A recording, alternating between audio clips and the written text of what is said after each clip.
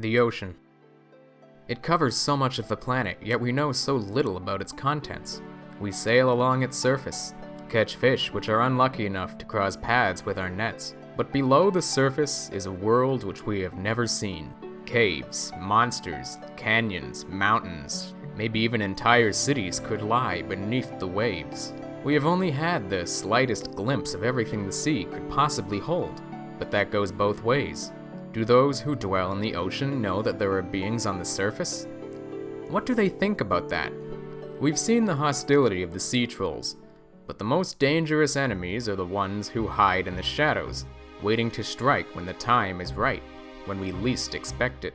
Such is the case with the sea slugs, a hive mind of creatures from the deepest depths of the ocean, ruled telepathically by their queen, Maheish Medran, or as she's known today, Mother Malum.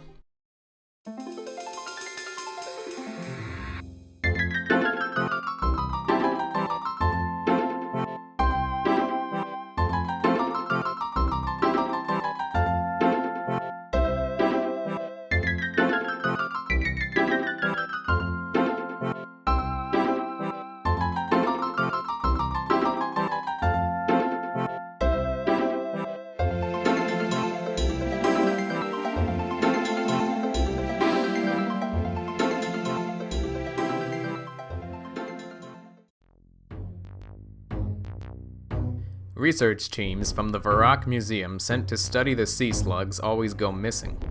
Nobody truly knows why. They're one of us now. But it means that biological information on the creatures is hard to come by. What little we know about them comes from witness testimony rather than scientific research.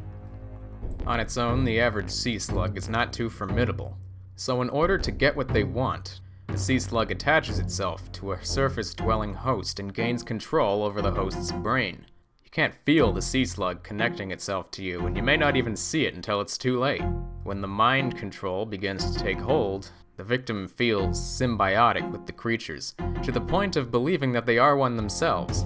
This is a result of the sea slug slowly overriding the consciousness of the host and replacing it with the hive mind.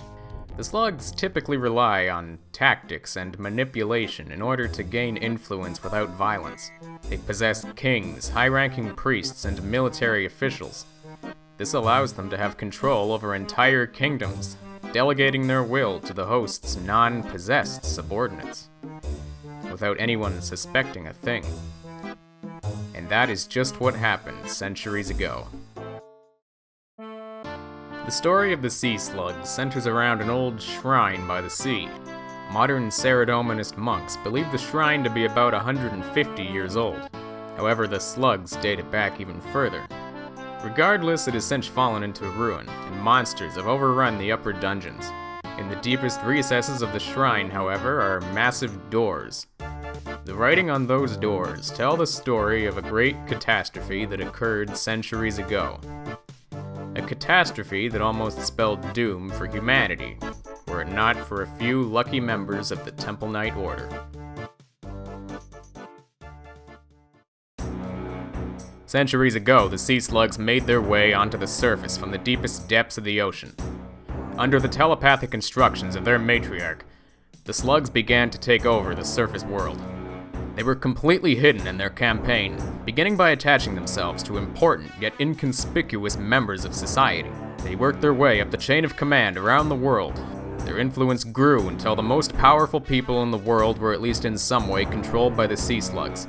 Anyone who became suspicious of the conspiracy was dealt with. But the influence of the slugs was eventually exposed, and the terrifying Mother Malum was made known to the world. Knights and armies scrambled to defeat the Slug Menace, but were baffled to find that their high command as well as their kings were working for the Mother Malum. Humanity was fighting a losing battle. There was no one to trust. It seemed that the surface world was doomed. All the orders of knights were completely corrupted by the slugs, except one, the Temple Knights. With their emphasis on secrecy and refusal to trust even the members of their own order, the Temple Knights were still in action with the few uncorrupted members they had left. With their ingenuity, the Temple Knights discovered a way to remove a sea slug from its host safely. From this revelation, they were able to free enough members of the Order to wage a crusade on the Mother Malum.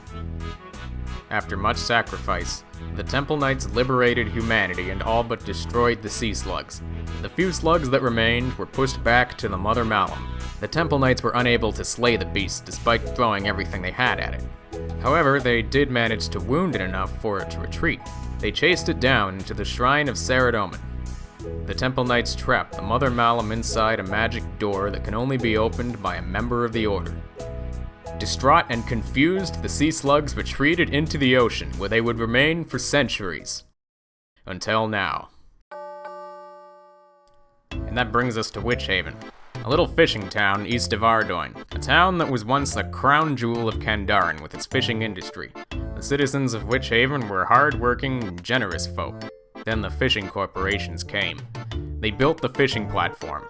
Huge nets on the platform were able to pull in massive quantities of fish, more than Witch Haven's small nets and fishing poles could ever dream to catch. And so the Witch Haven economy tanked. Witch Haven's beloved mayor, Eustace Hobb, began to worry greatly for his town's future. One day at the platform, the fishermen pulled in a large haul of deep-sea flatfish. Mixed in with those fish were unusual sea slugs. They were unlike anything they had ever seen, a sort of hybrid between a mollusk and a crustacean. Thinking nothing of them, the platform workers kept them aboard. Soon, some of the fishermen began to change. Their eyes would go red and bulge, their skin would turn a sickly yellow, and their hoarse voices seemed to talk as a collective. This condition spread amongst almost all the fishermen on the platform. Those who were affected would become obsessed with the sea slugs. They would pull in more hauls with the platform's massive nets, and throw the fish back, but keep the slugs on board. A fisherman named Kent and his son Kenneth were almost thrown into the sea by the possessed fishermen. Luckily, the two managed to escape with their lives, unaffected by the sea slugs. The slugs have since made it to Witch Haven. Mayor Hobb noticed something unusual about the behavior of the people in the town. At first, he simply dismissed it. However, soon the physical effects began to become more noticeable, and it was impossible to ignore. Brother Maledict at the local church to Saradomin was also concerned, as fewer and fewer people began showing up for his sermons.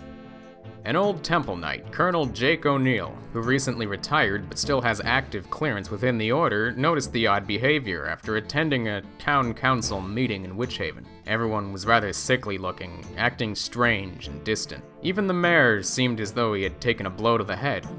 Not only that, but the mayor's opinion of the fishing platform had changed dramatically. He no longer saw it as a terrible thing that led to the downfall of his town, but instead as the catalyst of a new beginning for Witch Haven and the rest of the world. A necessary step. The mayor then put the affected citizens of Witch Haven to work, restoring the old shrine to Saradomin just west of town. Brother Maledict was at least to some extent pleased with the mayor's newfound piety and interest in the history of Witch Haven, but was disappointed that he was unable to oversee the project, despite being the official caretaker of the shrine. The restoration of the shrine was hardly visible. No one was working on the outside or ground levels. Jake O'Neill watched the sickly workers from afar as they brought supplies down into the shrine's dungeons below.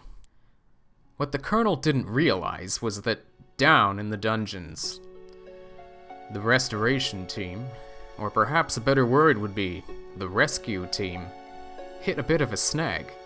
The doors in the shrine's dungeons. The massive doors that were closed by the Temple Knights. They had to get past those doors in some way. So the rescue of their beloved was halted. This didn't last long, as the mayor soon learned while studying the holy book of Saradomin that the doors could be opened when specially crafted runes are inserted into slots found on the front. The shrine workers began carrying in large quantities of rune essence, and that was cause for suspicion for Colonel O'Neill. He contacted his old colleagues at the Temple Knight headquarters to investigate and intervene if necessary. However, the slugs had eyes and ears all throughout town. Nowhere was safe. Mayor Hobb learned of the investigation, and the colonel's cover was blown. Both Colonel O'Neill and Brother Maledict were possessed. Mayor Hobb and the Sea Slugs played along with the Temple Knight investigation, tricking the Order into breaking the spell for them, and Mother Malum was freed from her prison. At this point in time, the Mother Malum is nowhere to be found. She has left the shrine, leaving only a disgusting cocoon behind. Mayor Hobb is mutated further than any other known case of a sea slug infection. The reason for this is unknown. Not even Mother Malum's host has shown signs of such mutation, and she has been infected for centuries. There might be more going on here that we are yet to uncover. In addition to the Mother Malum, Mayor Hobb, Brother Maledict, and Colonel Jake O'Neill are all missing as well. They have all been possessed by sea slugs. This means that Mother Malum does not only have control over Witchhaven, but access to the upper ranks of the Church of Saradomin. Not to mention active clearance within the Temple Knights, the order that imprisoned her all those years ago. And what about the fishing platform?